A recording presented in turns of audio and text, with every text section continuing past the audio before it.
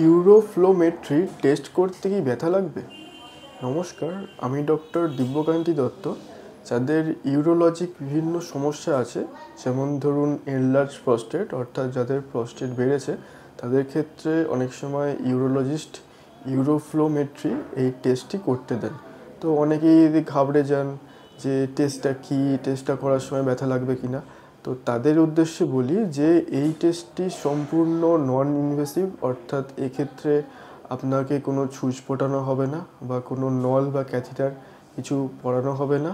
এটি সম্পূর্ণরূপে নিরাপদ একটি টেস্ট। আপনার ইউরোলজিস্ট যদি আপনাকে অ্যাডভাইস করেন তো আপনি ভয় পাবেন না, কারণ আপনার এতে ব্যথা হবে না। এক্ষেত্রে একটি মেশিন থাকে যার মধ্যে একটি প্যান থাকে, যাতে যেরকম ইউরিন অর্থাৎ প্রস্রাব করা হয় সেরকমভাবে ইউরিন বা প্রস্রাব করা হয়ে থাকে। তার সাথে একটি ইউরোফ্লোমিটার মেশিন অ্যাটাচ করা থাকে, যেটার মধ্যে থেকে তার রিডিংস পাওয়া যায়, অর্থাৎ কোনো অসুবিধে কিছু হচ্ছে কি না সেটা বুঝতে পারা যায়। নমস্কার।